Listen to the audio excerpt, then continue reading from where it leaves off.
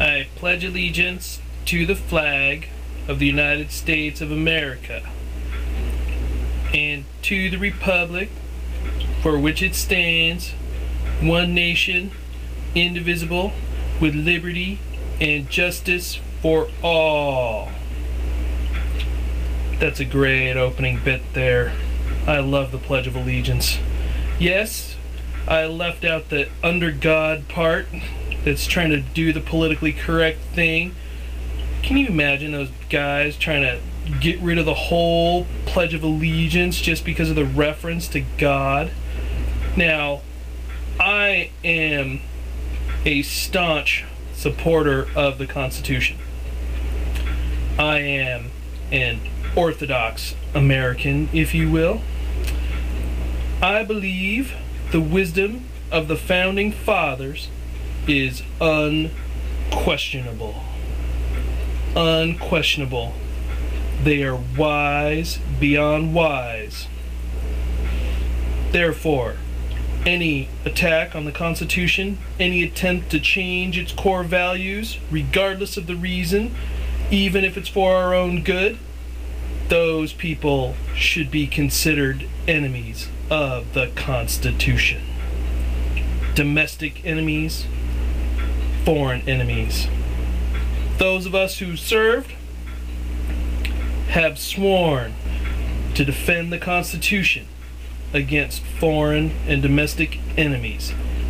I think the Constitution is under attack from domestic enemies. Sure, they are claiming all of this power under the threat of war. They use that word a lot. War.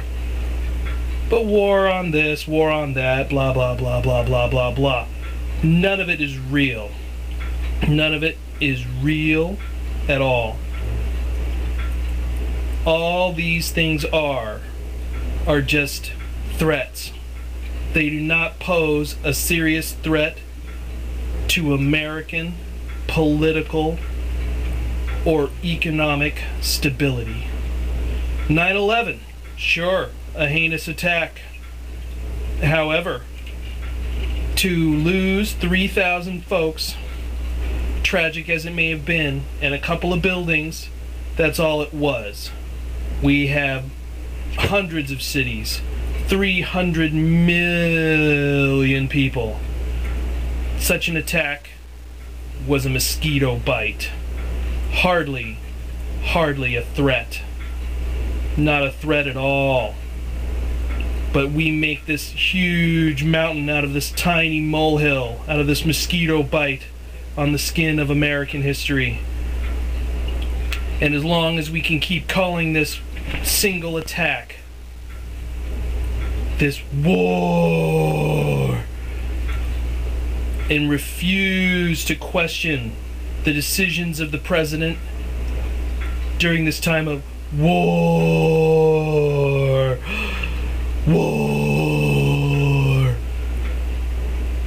then they can make whatever rules they want. Sure, I agree. You know, everybody wants to invoke World War II and be like, well, what if LBJ had been under criticism when he was trying to fight World War II? Well, this isn't World War II, okay? It's not. That was a threat to American political and economic stability, okay? We would all be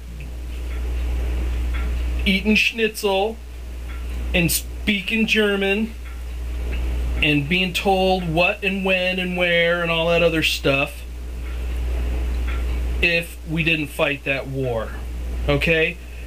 The president was acting under the common good, under the good of the common man, okay?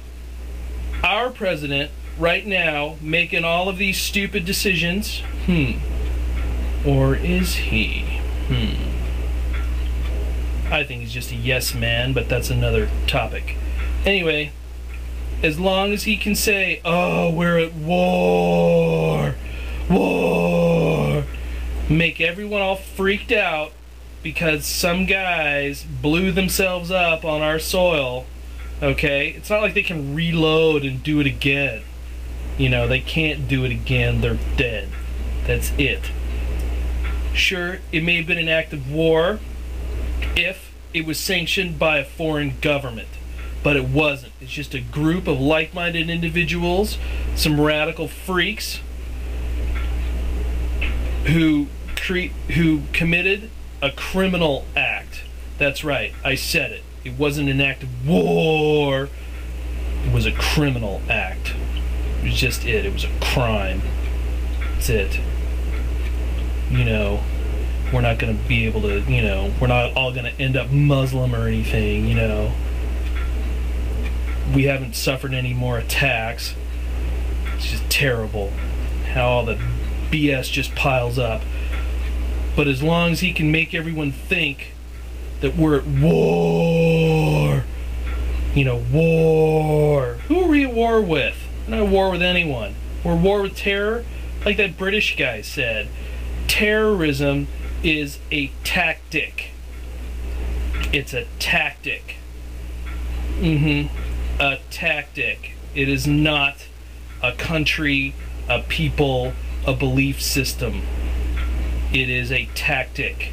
You use terrorism to, you know, try to sway people to get, you know, to do your will. You know, you kidnap people, you blow people up, you do all this bad stuff because, you know, you want to be heard, or you want stuff done. You're like the little guy, you know, feeling oppressed under the thumb of the big power, and it's like the only way you feel that you can, you know, be heard or do anything is to, you know, go blow something up. Well, it's just a tactic. The whole thing is a smokescreen. And why do you say? Why would he create such a huge smokescreen? So that him and his buddies can make a lot of money. Sure, the Iraqis have been saying it forever. It's all about oil. It's all about oil. They want our oil, right? Well, if that was true, shouldn't we have free gas by now? Huh? Shouldn't we have free gas by now? I think so.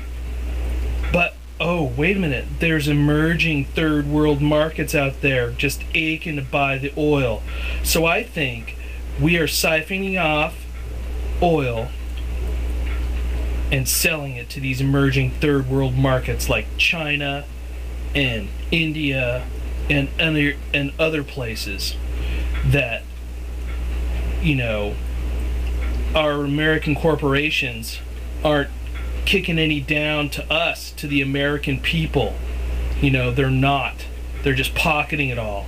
Have you looked at the proposed tax cuts or the reforms to the tax law that'll make any international revenue untaxable to American soil? They're selling us out. They're selling us out down the river, left, right, and center. We're already gone. We don't exist. They don't care about us. There's a mountain of arms and legs, American arms and legs of our best and our bravest out there, rotting in the Iraqi sun. And they don't care because they're still making a lot of money. Who cares if the Iraqis ever got freedom or democracy? Who cares? I didn't care. Not enough to go get blown up over. I didn't get blown up, but I'm sure those people that did get blown up really didn't give a shit about the Iraqis anyway.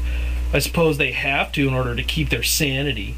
You know, they're under orders. They got to be behind the big man or else, you know. They just have to. But I'm not. I can speak my mind. Ha! Ha! Yeah! Viva le sac!